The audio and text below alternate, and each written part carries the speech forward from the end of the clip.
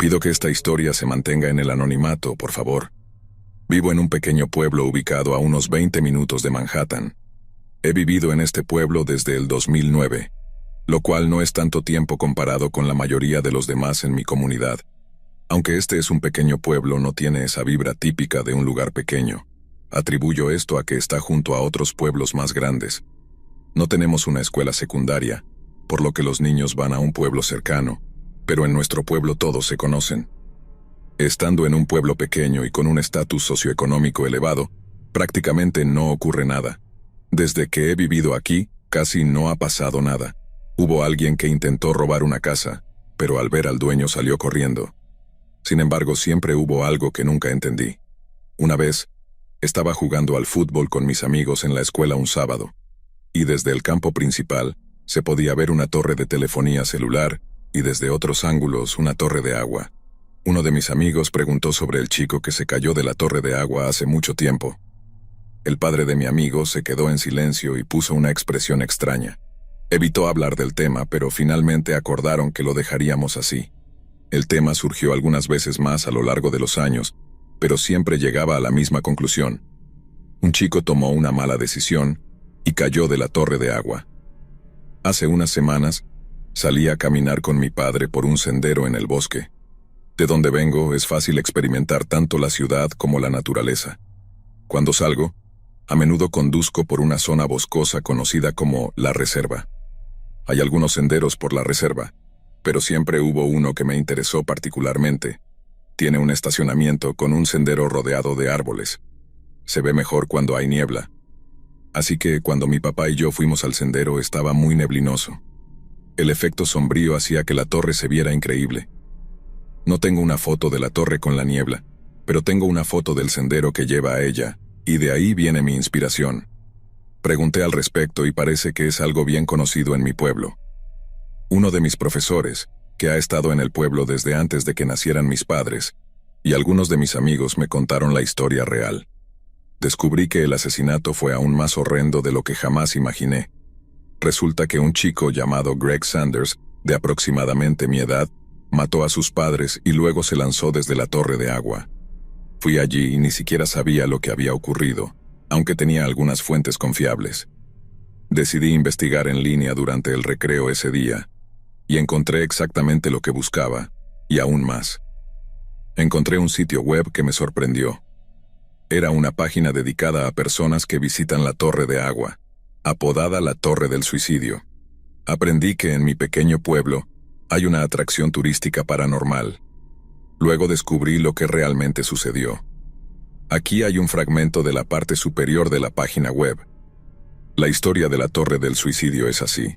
El 15 de enero de 1976, Greg Sanders, de 15 años, de Hillside, Nueva Jersey, asesinó a sus padres con un hacha, se cortó las muñecas y luego saltó desde la torre de agua hacia su muerte.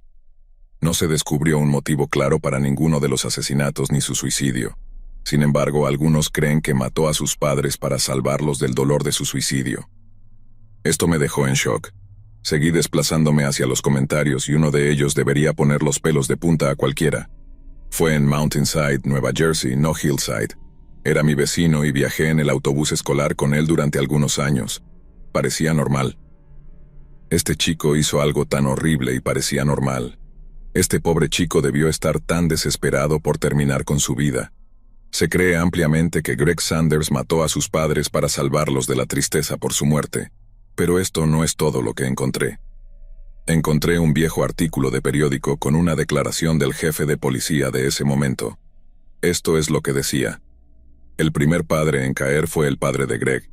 Derribó su silla y luego avanzó tambaleándose por la sala hacia la cocina mientras intentaba escapar. El chico lo persiguió, golpeándolo con un hacha todo el tiempo. Finalmente el hombre colapsó en la cocina. Había sido golpeado 8 o 9 veces, dijo el ex jefe de policía Mullen. Se especulaba que Greg mató a su madre cuando bajó las escaleras más tarde. Como dije, no hubo señales de advertencia. Una persona dijo que parecía normal. El artículo también decía que Greg era un estudiante de honor. En su carta de suicidio, titulada A quien corresponda, Greg Sanders asumía la responsabilidad del doble homicidio. También expresaba pesar por sus actos. El artículo afirmaba que Mullen dijo que los vecinos no escucharon ruidos inusuales ni gritos. El trágico evento sorprendió a mi comunidad. Nadie podría haber visto esto venir, y si algo hubiera sucedido, nadie podría haber sospechado que este chico podría haber hecho lo que hizo. El Ludington Daily preguntó a las autoridades escolares, y dijeron que Greg era muy apreciado por sus maestros y compañeros. Un poco después de las 9 de la noche de esa noche, tras escribir a mano su carta de suicidio y cortarse las muñecas, Greg Sanders cayó de una altura de 45 metros hasta su muerte. Fue encontrado por la policía en mi pequeño pueblo 4 días después. Era completamente desconocido para los demás que había un problema, y debido a eso no pudo recibir ayuda.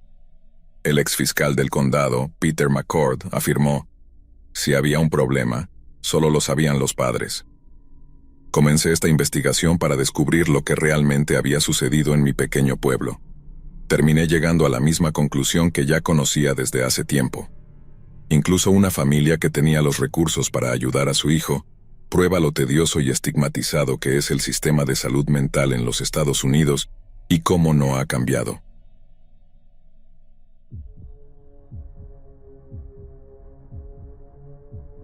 Ser policía en un pequeño pueblo de Minnesota probablemente no sea la carrera más emocionante que existe, pero tampoco está mal. De hecho, es un trabajo relativamente pacífico y seguro, en comparación con estar en las fuerzas del orden en una de las grandes ciudades como Nueva York o Los Ángeles, donde está la acción. En el pueblo donde vivo hay alrededor de 10,000 personas. Está muy lejos, en medio de la nada, rodeado de kilómetros de campos de cultivo abiertos, y el único crimen real que ocurre es algo bastante menor. De vez en cuando algunos campesinos revoltosos se pelean en uno de los 3 bares del centro, vandalismo de adolescentes, pequeños robos, algún conductor ebrio, algún caso de conducta desordenada de vez en cuando, el raro allanamiento de morada, ese tipo de cosas.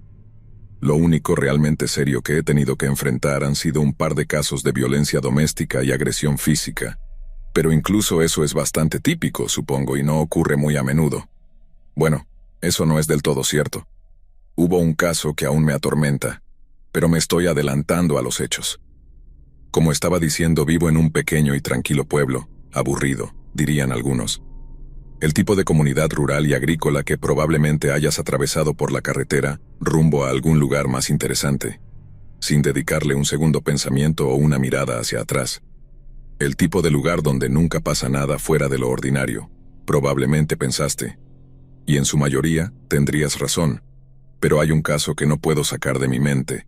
Un caso que aún hace que mi sangre se enfríe cada vez que pienso en él. Un caso que no puedo explicar por más que intente racionalizarlo. Lo que le pasó a la vieja señora Garrity. Hace 7 años había sido oficial de policía durante 5 años cuando ocurrió, a principios de la primavera de 2014. Solo había 5 policías en todo el departamento de policía del pueblo. Yo, mi compañero Jerry, Pete y Vance, quienes trabajaban en el patrullaje nocturno, y el jefe de policía, además de Karen, una mujer mayor que era bibliotecaria retirada y trabajaba a tiempo parcial como despachadora.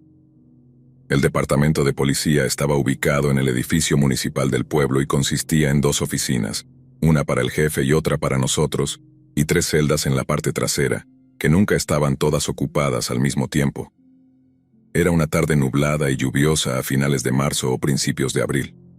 Jerry y yo estábamos en nuestro coche patrulla en una ronda rutinaria por el pueblo, cuando la voz de Karen apareció por la radio, diciéndonos que había un posible 1082 en progreso en la casa de la señora Garrity, en la calle Turner. Para aquellos que no lo sepan, el 1082 es el código policial para un allanamiento de morada. Respondimos y cambiamos de dirección, dirigiéndonos a la casa de la señora Garrity. No me preocupaba demasiado la llamada. Ya tenía una idea bastante clara de quién la había hecho. Eileen Garrity era una viuda anciana que vivía en una casa de campo en ruinas en las afueras del pueblo.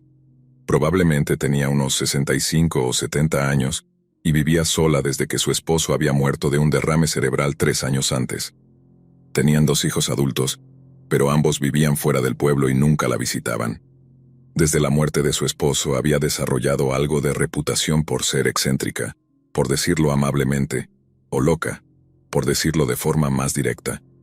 Era una ermitaña que rara vez salía de su casa y tenía sus comestibles entregados una vez a la semana. Básicamente una loca de los gatos sin los gatos. La razón por la que se la consideraba loca era porque se había vuelto bastante errática y paranoica desde que enviudó, y había llamado al departamento de policía en varias ocasiones por todo. Desde escuchar intrusos moviéndose en su ático hasta ver ovnis en su campo de maíz. Probablemente había al menos una docena de otros incidentes también, y por supuesto, todas sus llamadas resultaron ser falsas alarmas. Los ladrones que afirmaba que se escondían en su ático resultaron ser un par de mapaches que se habían colado bajo el techo, y los ovnis probablemente eran solo aviones volando desde la base de la Guardia Nacional a unos 80 kilómetros al oeste. Jerry y yo, junto con Pete y Vance, habíamos visitado su casa durante nuestros respectivos turnos. Nunca nos frustramos con ella ni la molestamos por ello, y generalmente la complacíamos, inspeccionando su casa y propiedad para calmar sus nervios. Ella se relajaba, nos agradecía, nos íbamos, y el proceso se repetía en unas semanas o un par de meses. Honestamente, nuestras infrecuentes visitas a su casa probablemente eran lo único realmente emocionante de lo que era un trabajo bastante monótono y aburrido. Cuando le contábamos al jefe sobre la última emergencia de la señora Garrity, el pie grande rondando por su jardín o una anaconda gigante acechando en el sótano, él simplemente sacudía la cabeza con tristeza. Cuando Vance y Pete eran los que tenían que lidiar con ella, nos contaban todo sobre su más reciente experiencia cuando los veíamos al final de su turno y al comienzo del nuestro. Solían sonreír de manera maliciosa, y Pete giraba su dedo junto a su sien antes de marcharse. Jerry y yo solo sentíamos lástima por la anciana. No debía ser fácil para una mujer frágil, nerviosa y solitaria vivir completamente sola en esa vieja y desmoronada casa sin amigos ni familiares cercanos. Sospechaba que podría estar volviéndose senil o tal vez entrando en las primeras etapas del Alzheimer o la demencia. Nos preocupaba que viviera allí sola, casi a 1 kilómetro de su vecino más cercano. Si su salud empeoraba de repente o si tenía un accidente y no podía pedir ayuda, no habría mucho que pudiéramos hacer al respecto. Un par de veces busqué los números de teléfono de sus hijas e hijo y traté de llamarlos para hablarles de la situación de su madre y ver la posibilidad de ingresarla en un hogar de ancianos o en una instalación de salud mental. Pero la única vez que logré comunicarme con su hijo, mientras le explicaba la situación de su madre, me interrumpió diciendo que estaba muy ocupado en ese momento y que me devolvería la llamada. Luego terminó abruptamente la conversación. Nunca me devolvió la llamada. Desde entonces, siempre estaban ocupados y nunca respondieron a ninguno de los mensajes de voz que les dejé. Así que Jerry y yo giramos en la calle Turner y conducimos hacia la casa de la señora Garrity en ese día gris y lluvioso a finales de la primavera, seguros de que la anciana estaba reaccionando de manera exagerada una vez más a algo relativamente menor, y su imaginación le estaba jugando una mala pasada. Nos estaba esperando afuera, en su porche, cuando nos detuvimos. Nunca olvidaré cómo se veía. Me impactó. Ya había sido una mujer delgada y frágil las otras veces que habíamos ido, pero no la habíamos visto en probablemente un par de meses desde su última falsa emergencia, y había cambiado drásticamente desde entonces. Ahora estaba demacrada, casi esquelética. Sus mejillas hundidas y con ojeras oscuras alrededor de sus ojos enrojecidos y hundidos. Su cabello gris estaba enredado y no parecía haber sido lavado en días, quizás semanas, y el vestido que llevaba estaba arrugado y sucio. Su apariencia física ya era lo suficientemente alarmante, pero también había algo en la forma en que nos miraba con esos oscuros ojos de muñeca, que parecía mirarnos a través de nosotros y más allá, todo a la vez. Me recordó a las viejas fotos que había visto de soldados estadounidenses en Vietnam, esa mirada en blanco y vacía de alguien que ha pasado por más horror de lo que una persona normal debería soportar. Jerry y yo nos intercambiamos una mirada de asombro, luego salimos y nos acercamos a la anciana. ¿Qué parece ser el problema, señora Garrity?, preguntó Jerry amablemente intentando mantener un tono informal. Hay algo en mi casa, nos dijo con una voz plana y sin tono. Estaba temblando levemente, una mujer al borde de un colapso físico y mental total. La forma en que lo dijo, no alguien, sino algo, me hizo levantar una ceja. Bueno, solo espere aquí y echaremos un vistazo para asegurarnos de que esté todo bien, ¿de acuerdo? Le dije, tratando de no sonar demasiado condescendiente. Miré a Jerry y asentí. Desenfundamos nuestras pistolas y pasamos junto a la señora Garrity, entrando con cautela en la casa. Hicimos un barrido de rutina por el primer piso, con las armas apuntadas, luego subimos las escaleras. Solo nos llevó unos 5 minutos revisar toda la casa. Lo habíamos hecho tantas veces antes que ya conocíamos el diseño de memoria, y no había señales de intrusos ni evidencia de un allanamiento de morada. Pero vi muchas otras cosas que me inquietaron profundamente. Por un lado, el lugar era un desastre total. La casa ya estaba bastante deteriorada, pero la señora Garrity aún tenía orgullo por lo limpia que la mantenía, y siempre había estado impecable en nuestras visitas anteriores. Ahora, los platos sucios estaban apilados en el fregadero de la cocina. Las encimeras estaban sucias, y basura y ropa sucia cubrían el suelo. También noté que la almohada y las mantas de la señora Garrity estaban arrugadas en el sofá de la sala de estar. La mesa de centro frente al sofá estaba llena de tazas de café a medio beber, recipientes de comida abiertos, una Biblia y un rosario. Parecía que había estado comiendo y durmiendo en la sala de estar por un tiempo. Cuando subimos, como sospechaba, la cama en la habitación de la señora Garrity estaba vacía, y la habitación en sí parecía haber estado desocupada durante bastante tiempo. También había algo en la sala de estar que me alarmó mucho. En una esquina había una vieja escopeta de 2 cañones que probablemente había pertenecido a su difunto esposo. Jerry la recogió, la abrió y encontró 2 cartuchos gastados en la recámara. Sacó uno, lo olió, y luego me dijo que la escopeta había sido disparada muy recientemente.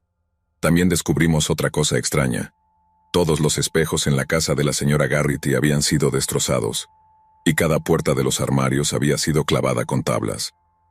La del vestíbulo en el primer piso tenía un gran agujero en el centro, con agujeros más pequeños rodeando la madera astillada. No hacía falta ser Sherlock Holmes para deducir que la señora Garrity había disparado la escopeta de su esposo contra esa puerta. ¿Pero por qué? ¿Qué diablos había pasado aquí? Jerry me lanzó una mirada perpleja y cuestionadora. Me encogí de hombros igual de desconcertado. Terminamos nuestra inspección de la casa, guardamos nuestras pistolas y nos dimos la vuelta para salir. La señora Garrity estaba parada en la habitación detrás de nosotros, mirándonos con esa expresión en blanco y perturbadora. Ambos casi saltamos 1 metro en el aire, sorprendidos. Ninguno de nosotros la había visto entrar. Jerry recuperó la compostura y le sonrió tratando de tranquilizarla. Bueno, no vemos ninguna señal de él, señora Garrity. Debe haber salido por la parte de atrás. Ahora está a salvo. Ella no se relajó ni pareció aliviada como lo había hecho las innumerables veces anteriores en las que la habíamos tranquilizado. Su rostro pareció estremecerse y una nueva mirada apareció en sus ojos. Me tomó un momento identificarla. Era una mirada de puro terror mezclado con desesperanza. No, dijo en esa misma voz extraña y monótona. No estoy a salvo. Sigue aquí. Se está escondiendo, por eso no lo encontraron. Y después de que se vayan, volverá por mí. Luego comenzó a temblar. Comenzó a llorar con una total desesperación, rompiendo en sollozos histéricos que sacudían todo su cuerpo. Jerry y yo nos miramos, preocupados. Nos acercamos a la anciana y la consolamos lo mejor que pudimos, guiándola hacia el sofá y sentándonos a su lado, intentando calmarla. Después de que se hubo tranquilizado, le pedimos que nos contara qué había sucedido.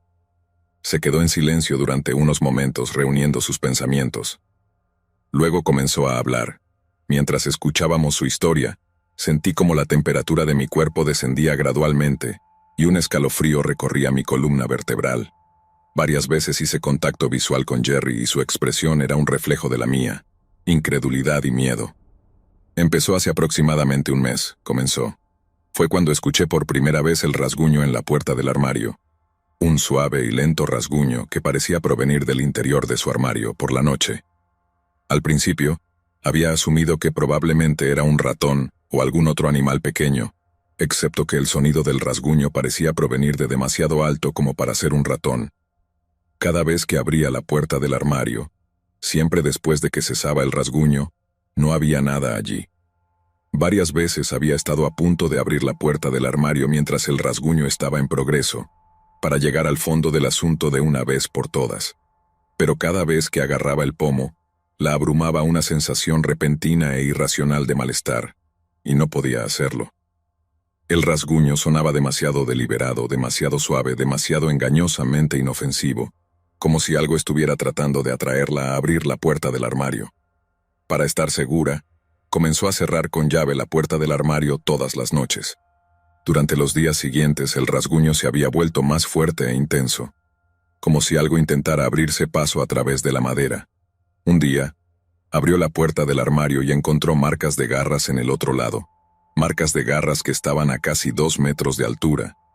Marcas que parecían haber sido hechas con uñas. El verdadero terror comenzó para la señora Garrity una semana después de haber oído por primera vez los sonidos de rasguños. Una noche se despertó con una voz que la llamaba suavemente. Una voz que parecía provenir de la puerta cerrada con llave del armario de su habitación. Estaba desconcertada, aún más porque reconoció esa voz. Era la voz de Bill, su difunto esposo. La voz de Bill le suplicaba que abriera la puerta del armario, diciéndole que Dios lo había enviado para llevarla al cielo, donde podrían estar juntos de nuevo, jóvenes como solían ser, para siempre. En este punto Jerry me miró con los ojos muy abiertos desde el otro lado del sofá. ¿Y qué pasó después?, le pregunté suavemente. Pensé que estaba soñando, dijo la señora Garrity. Pensé que tenía que ser un sueño. Pobre Bill había muerto hace 3 años, y ya que estaba soñando, no veía ningún daño en hacer lo que me pedía. Me levanté de la cama y me acerqué al armario. Extendí la mano hacia la cerradura, pero entonces me detuve. Algo no estaba bien. Era la voz de Bill, y parecía perfectamente normal, pero de alguna manera también estaba mal. La forma en que hablaba no era como hablaba Bill. Era como si un extraño estuviera usando la voz de Bill, tratando de engañarme para que abriera la puerta del armario. Eso no tiene mucho sentido, ¿verdad? En realidad nada de lo que nos estaba contando tenía sentido, pero solo le pedimos que continuara narrando su historia. Bill, o quien quiera que estuviera usando su voz, siguió rogándole que abriera el armario. Cuando ella se negó, la voz cambió, volviéndose áspera y beligerante. Exigió enojada que abriera la puerta, y cuando ella todavía se negó empezó a gritarle usando insultos y haciendo amenazas obscenas, cosas que Bill nunca le habría dicho mientras estaba vivo, dijo ella, antes de comenzar a golpear violentamente la puerta. La voz comenzó a cambiar, ya no sonaba como la de su difunto esposo. Se volvió más profunda y distorsionada, hasta que dejó de sonar humana. Aterrorizada, huyó de su dormitorio y pasó la noche en el sofá de la planta baja. Eventualmente, los golpes y las amenazas cesaron. Señora Garrity, la interrumpió Jerry educadamente en este punto. ¿Por qué no nos llamó al departamento de policía cuando esto sucedió?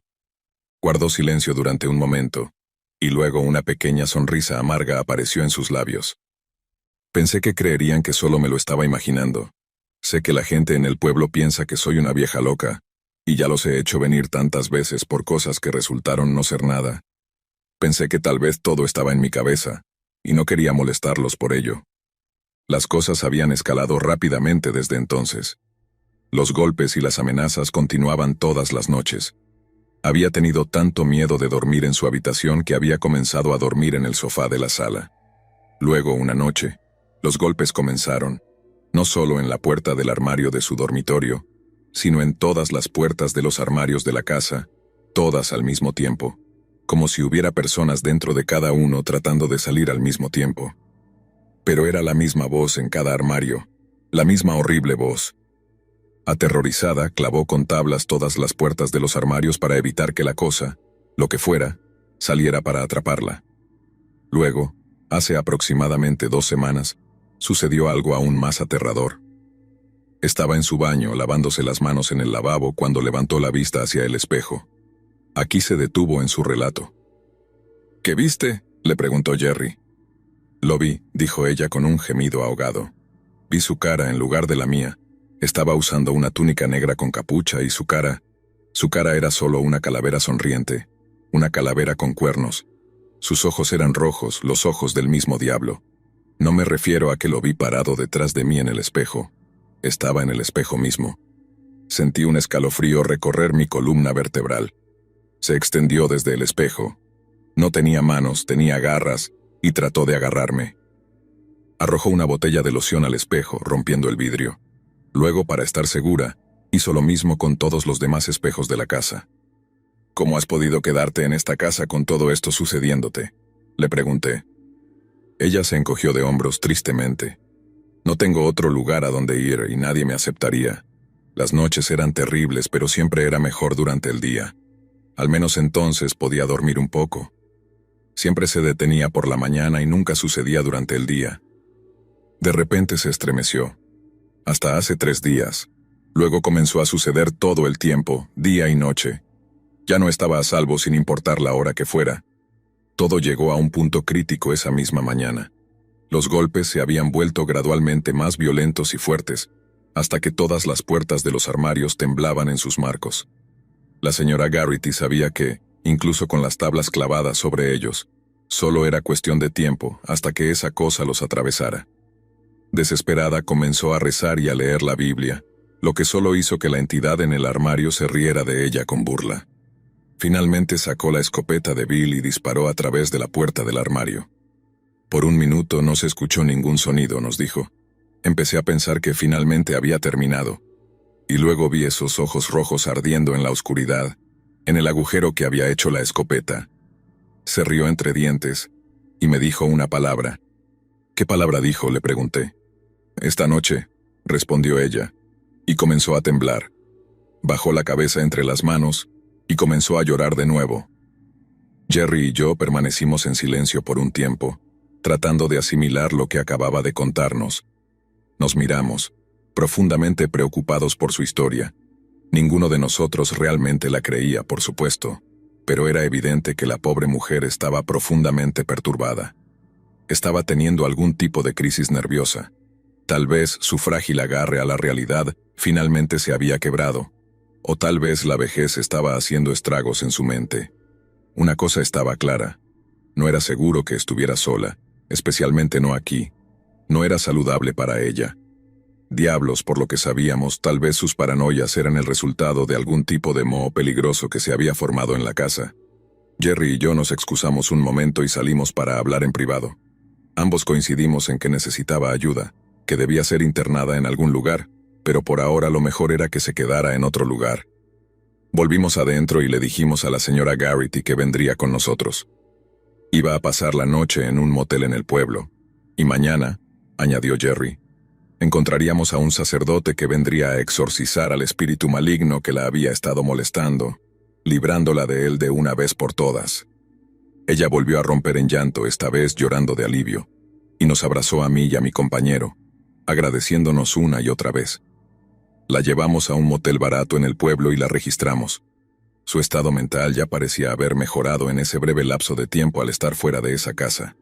Sonrió y nos dijo que no podía esperar para tener, por fin, una buena noche de sueño sin tener que preocuparse por esa cosa que golpeaba las puertas.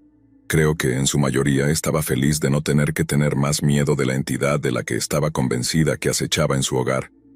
Ambos le sonreímos y nos despedimos, subiendo a la patrulla y alejándonos.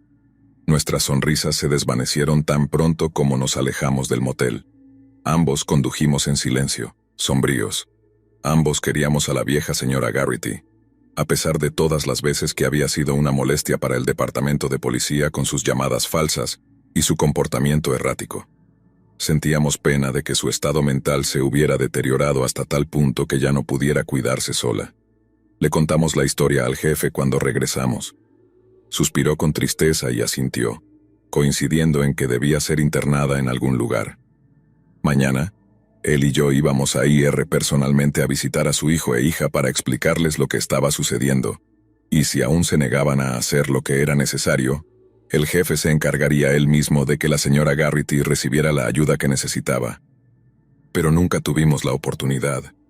La última vez que vimos a la señora Garrity fue cuando Jerry y yo la dejamos en el motel. Alrededor de las 4 de la mañana del día siguiente, me despertó una llamada urgente del jefe, diciéndome que fuera al motel lo antes posible. No me dijo por qué por teléfono, pero ya tenía el presentimiento de que tenía algo que ver con la señora Garrity. Sentí un terrible presentimiento mientras me vestía. Me preguntaba si tal vez ella se había quitado la vida en esa habitación de motel. Cuando llegué al motel, mis temores se confirmaron al ver la cinta de la escena del crimen bloqueando la puerta de la habitación de la señora Garrity. El jefe, junto con Jerry, Pete y Vance, estaban afuera junto con un par de policías de la policía estatal y un par de detectives de la ciudad. El jefe me saludó con una expresión grave mientras me acercaba.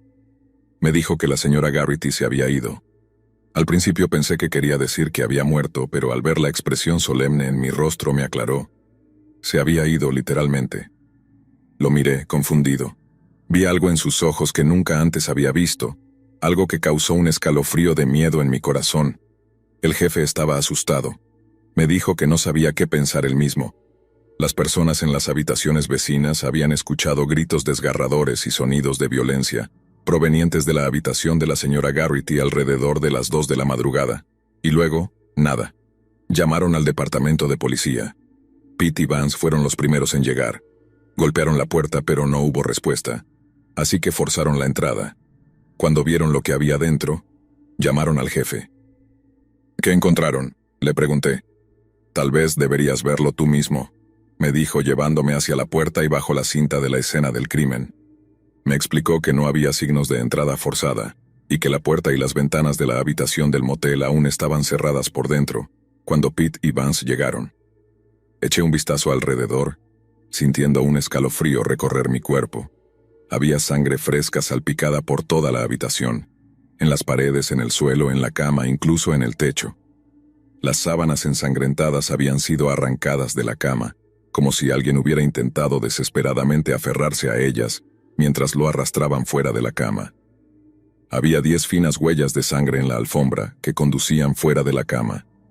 10 finas huellas de sangre que habían sido hechas por 10 dedos desesperados y aterrorizados, arañando en busca de apoyo mientras su dueño era arrastrado. Seguí las marcas ensangrentadas de los dedos por el suelo, alejándome de la cama, hasta donde terminaban en el armario. Las miré, luego miré al jefe. Él me devolvió la mirada, su rostro duro e impasible, pero pude ver el miedo en sus ojos. Me acerqué al armario. La puerta estaba abierta. Me quedé allí mirando durante un rato. El armario estaba vacío, completamente vacío. Ni siquiera había sangre en el suelo. Nunca encontraron a la señora Garrity. Les actualizo. Lo último que les conté fue que el caso de la señora Garrity fue lo más aterrador que me ha pasado, y que aparte de eso, no me ha ocurrido nada fuera de lo ordinario durante mi carrera como oficial de policía en un pequeño y aburrido pueblo en medio de la nada. Bueno, hasta hace aproximadamente una semana, eso era mayormente cierto. Mayormente. Pero a la luz de las circunstancias recientes, siento que tengo una nueva historia que debo compartir con ustedes. Pero primero, tengo que retroceder un poco y contarles sobre algo que sucedió hace aproximadamente 3 años. Fue algo extraño, pero en el momento en que escribí la primera historia, no parecía lo suficientemente importante como para mencionarlo. Los policías se acostumbran a tratar con todo tipo de personas raras, personas que denuncian crímenes falsos y cosas por el estilo. Personas que confiesan asesinatos que no cometieron, etc.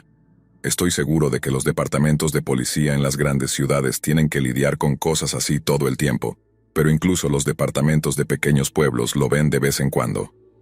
Era, creo, a finales de junio o principios de julio de 2019. Yo estaba de patrulla nocturna en ese momento. Generalmente trabajaba de día, pero estaba reemplazando a Vance porque le iban a sacar el apéndice. Joe, un novato que habíamos contratado el año anterior, estaba haciendo la patrulla diurna con mi compañero Jerry. Era una tarde de principios de verano, y estaba en la oficina charlando con el jefe y Pete, preparándome para mi turno cuando una mujer apareció en la estación de policía sorprendiéndonos. Digo apareció porque después, cuando los 3 discutimos lo que sucedió, coincidimos en que ninguno de nosotros la había visto ni oído entrar en la habitación. Fue como si en un momento no estuviera allí, y al siguiente sí lo estuviera. Era joven, tal vez de unos 19 o 20 años, delgada y podría haber sido bonita, pero no lo sabrías mirándola en su condición actual. Para empezar, estaba empapada, absolutamente empapada de pies a cabeza. Su cabello goteaba, estaba enmarañado y caía alrededor de su rostro, y su vestido, que noté parecía un poco anticuado, estaba saturado. Estaba jadeando, completamente sin aliento, como si acabara de correr 1 kilómetro, y sus ojos estaban frenéticos, abiertos de par en par por el miedo. Otra cosa que noté fue que estaba muy pálida, anormalmente pálida. Quiero decir, su piel parecía casi de color blanco hueso. Supongo que los tres estábamos bastante desconcertados por su apariencia durante unos segundos. Pete, el jefe y yo nos quedamos mirándola en estado de shock. «Por favor», dijo, «tienen que ayudarme». El jefe, que había estado sentado en su escritorio trabajando en un rompecabezas, recuperó su voz. «¿Cuál es el problema, señorita?», preguntó un poco torpemente. «Alguien me secuestró, logré escapar. Creo que iban a matarme». Todos intercambiamos una mirada sobria. Este tipo de cosas no sucedían muy a menudo en nuestro pueblo. «¿Por qué no toma asiento y nos cuenta todo, señorita?». El jefe le pidió amablemente y señaló una silla vacía junto a su escritorio. Ella se sentó, temblando levemente, como si tuviera frío. El jefe le pidió a Pete que fuera a buscar una manta para ella, y Pete fue a buscar una. El jefe le ofreció café, señalando la cafetera que estaba en una mesa al otro lado de la sala. «No, gracias», dijo mirando distraída al espacio como en estado de shock.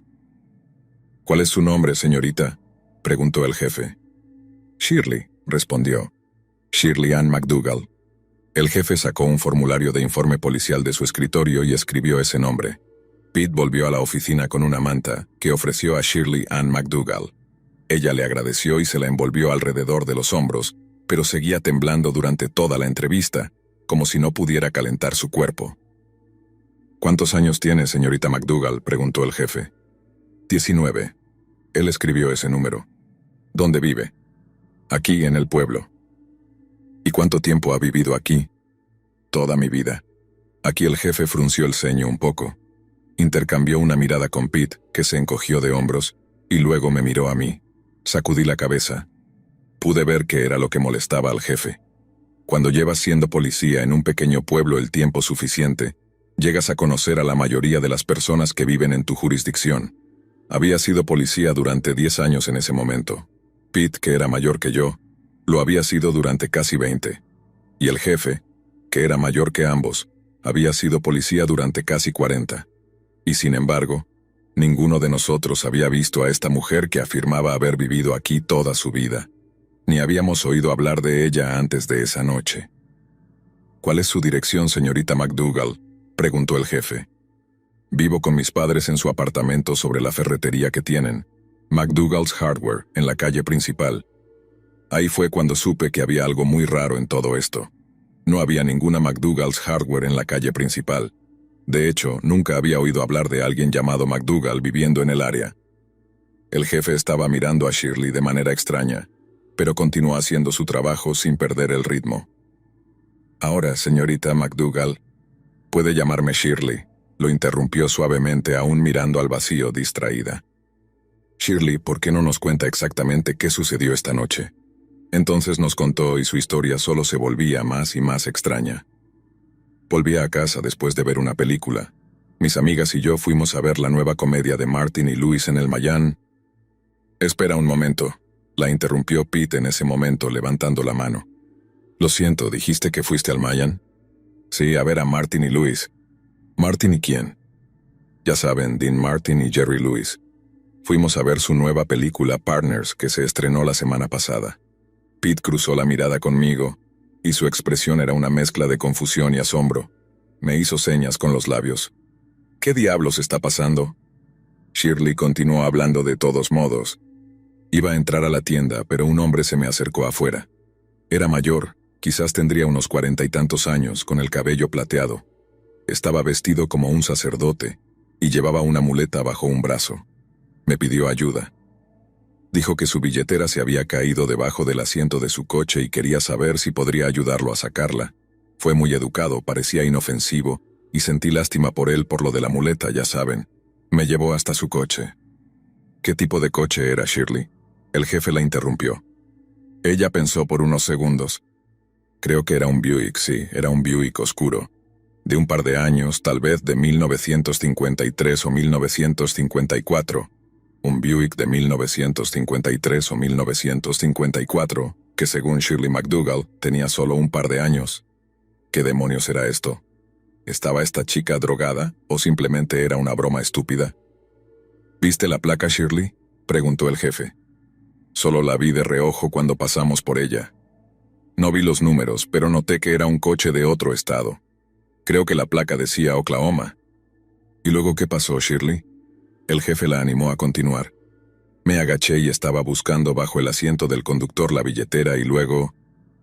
Se detuvo y tomó una respiración larga y temblorosa. Luego la exhaló bruscamente, como si estuviera reuniendo el coraje para recordar su terrible experiencia. Algo me golpeó en la cabeza. Me golpeó con fuerza. Fue él, el hombre vestido como sacerdote. Me golpeó por detrás, creo que con la muleta que llevaba.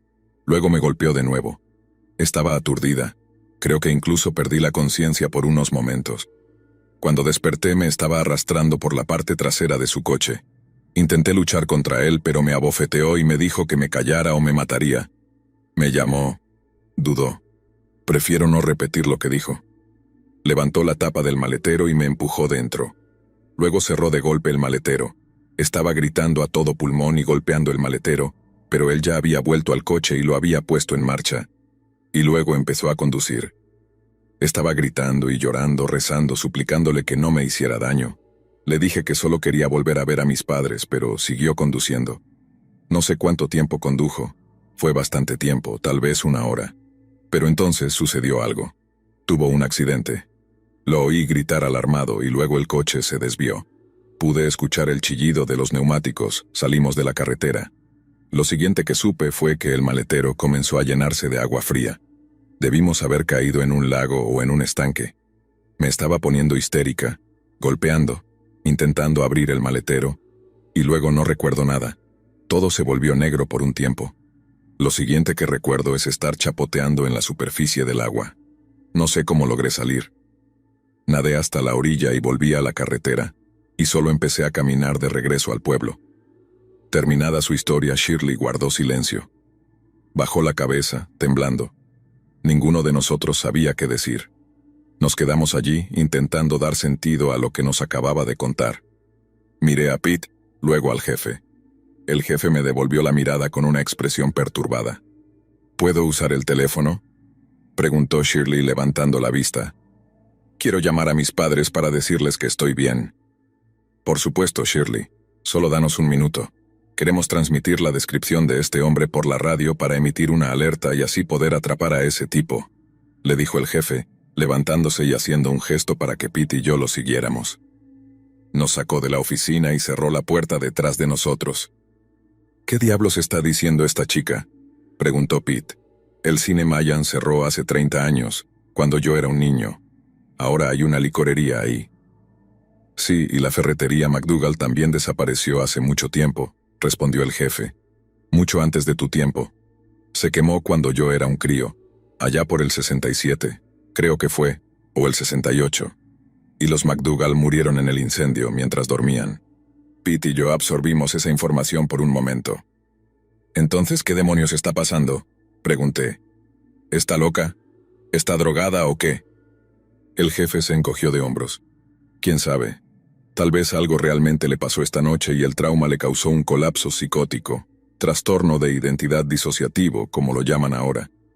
Abrió la puerta de la oficina y nos hizo señas para que volviéramos a entrar. Shirley McDougall, o quien quiera que fuera realmente, seguía sentada junto al escritorio del jefe. Nos miró cuando entramos.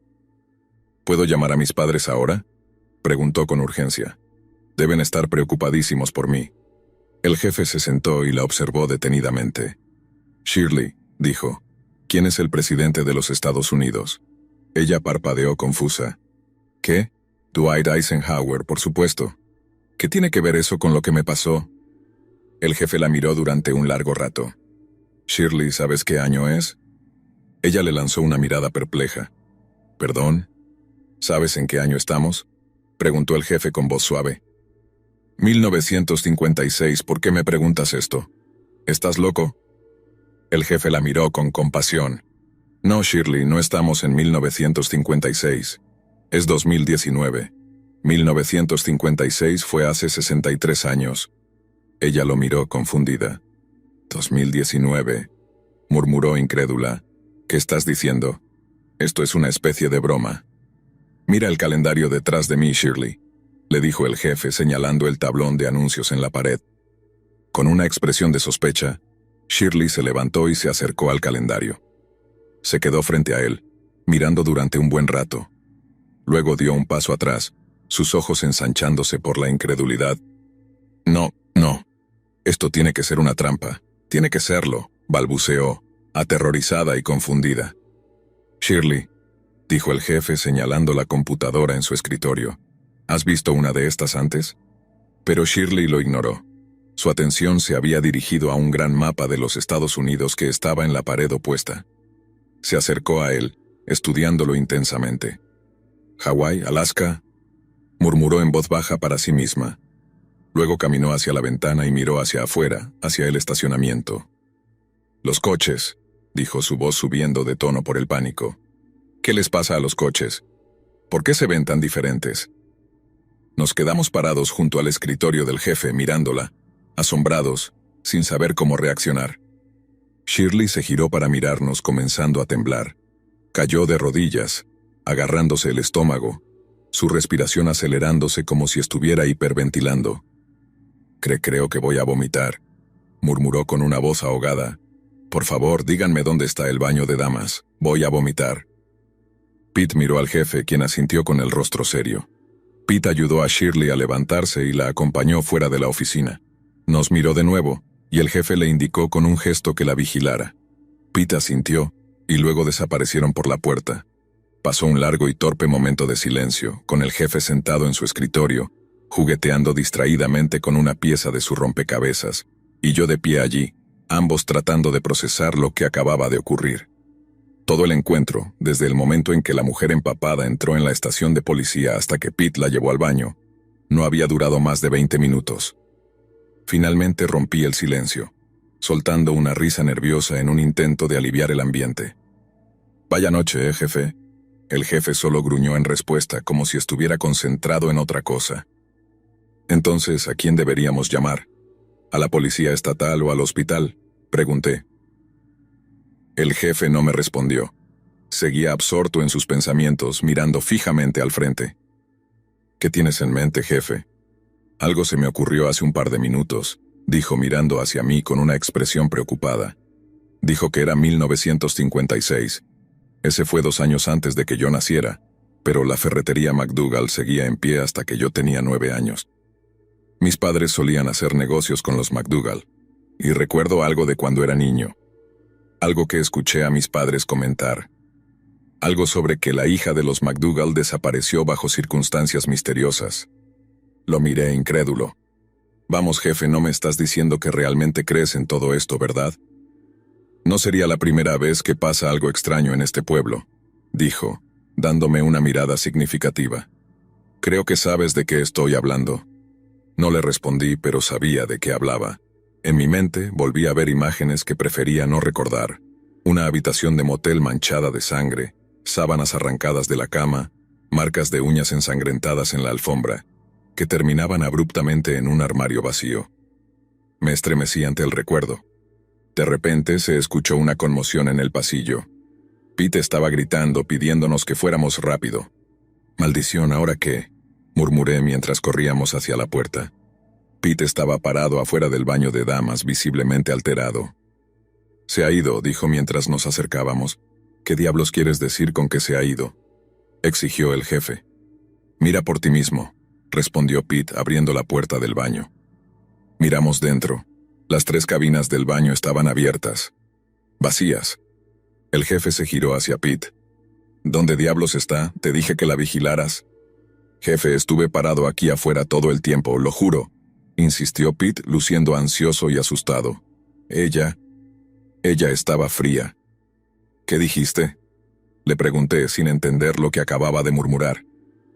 «Dije que estaba fría», repitió Pete mirándome. Cuando la ayudé a levantarse para ir al baño, mi mano tocó su brazo. Era tan fría como tocar la piel de un cadáver. El jefe me miró con una expresión grave, la misma que reflejaba mi propio miedo creciente. Todo esto era demasiado parecido a lo que sucedió en 2014. El jefe y yo entramos al baño y miramos a nuestro alrededor. No había mucho que ver. 3 cabinas vacías y un lavabo. Había una pequeña ventana justo encima del lavabo. Me acerqué a ella, seguro de que la encontraría cerrada, pero la cerradura estaba desenganchada. Sentí una extraña sensación de alivio al ver eso, como si se me hubiera ofrecido una explicación lógica, una que me permitiera negar lo que realmente estaba pasando. «Jefe», dije, «la ventana está abierta, afuera rápido». Él me dio la orden y Pete y yo lo seguimos rápidamente hacia la entrada principal del edificio municipal. Salimos y miramos a nuestro alrededor. Lo único que vimos fue el césped del edificio y la calle principal más allá, casi desierta en esa noche de principios de verano. La ventana del baño de damas daba al lado izquierdo del edificio. Fuimos en esa dirección, pero cuando giramos la esquina, no había nadie allí. Ningún rastro de la misteriosa joven que se hacía llamar Shirley McDougal. Miré hacia arriba. La ventana estaba a unos 3 metros del suelo, y aunque pequeña, no era imposible que alguien de constitución delgada, como Shirley, hubiera pasado por ella. Lo que quiero decir es que era concebible que ella hubiera escapado por la ventana, caído al suelo y luego desaparecido en la noche. El césped había sido recién cortado y no había llovido, así que el suelo no dejó huellas visibles para determinar en qué dirección había ido. Nos quedamos allí un rato mirando esa ventana.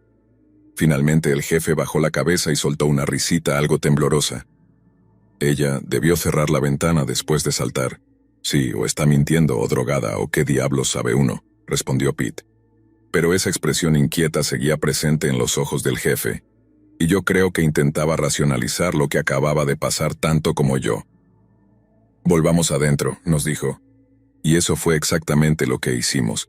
Nos resultaba más fácil creer que habíamos estado lidiando con una joven profundamente perturbada, o una chiflada buscando atención, porque de lo contrario, tendríamos que aceptar que lo que habíamos interrogado esa noche era un fantasma.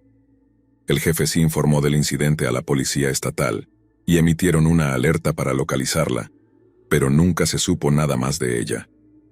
Nunca volvimos a ver ni a oír hablar de Shirley Ann McDougal.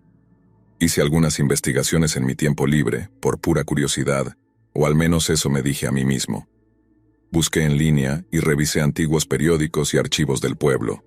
Realmente había existido una joven llamada Shirley Ann McDougal, la hija de 19 años de Wilbur y Harriet McDougal, los dueños de McDougal's Hardware. Y realmente desapareció una noche, a principios de agosto de 1956, sin que nadie volviera a verla ni oír hablar de ella. Pero por todo lo que sabía, la mujer loca con la que tratamos había oído hablar del caso e incorporado los detalles en su delirio. No había fotos, si te lo estás preguntando. Busqué, pero no encontré nada en los periódicos. Incluso intenté localizar a algún familiar sobreviviente de Shirley, sin éxito. Habían pasado más de 60 años, y presumiblemente todas las fotografías familiares se habían perdido en el incendio que mató a sus padres. Forcé todos esos pensamientos fuera de mi mente. Soy oficial de policía, y hay asuntos más urgentes de los que ocuparme. Eventualmente, olvidé todo acerca de mi extraño encuentro con Shirley McDougal, hasta que la semana pasada llegué a la estación para empezar mi turno habitual, y el jefe me hizo señas para que entrara en su oficina. Su rostro estaba pálido y grave. No dijo nada, solo señaló el periódico que estaba sobre su escritorio. Lo recogí y leí el titular. El lago revela oscuro secreto después de 66 años. En un pueblo cercano, un hombre que estaba probando su nuevo sonar para localizar peces, encontró inadvertidamente un coche viejo en el fondo del lago, a unos 6 metros de profundidad. Avisó a la policía, y ellos sacaron el coche a la superficie, un viejo y destartalado Buick, oxidado, que alguna vez había sido de 1953. En el asiento del conductor encontraron un conjunto de restos esqueléticos que pertenecían a un hombre. La placa del viejo Buick era de Oklahoma, y cuando las autoridades la verificaron, descubrieron que el vehículo coincidía con el coche registrado a nombre de un hombre que el FBI había estado buscando a mediados de los años 50. Un vagabundo y delincuente convicto que creían que era un asesino en serie, o lo que entonces llamaban un asesino en ruta, al que se sospechaba de haber secuestrado y asesinado a hasta 10 jóvenes en 6 estados diferentes. Su última víctima intentada había logrado escapar. Según ella, un hombre disfrazado de sacerdote había intentado atraerla a su coche y luego dominarla. Esto sucedió en Iowa, un estado vecino de Minnesota.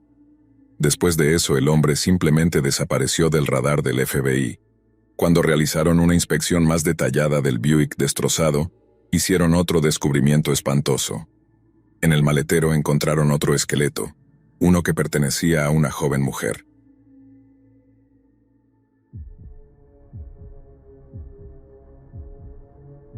Crecí en este pueblucho de Nebraska y en los 18 años que viví allí, solo ocurrieron dos cosas significativas.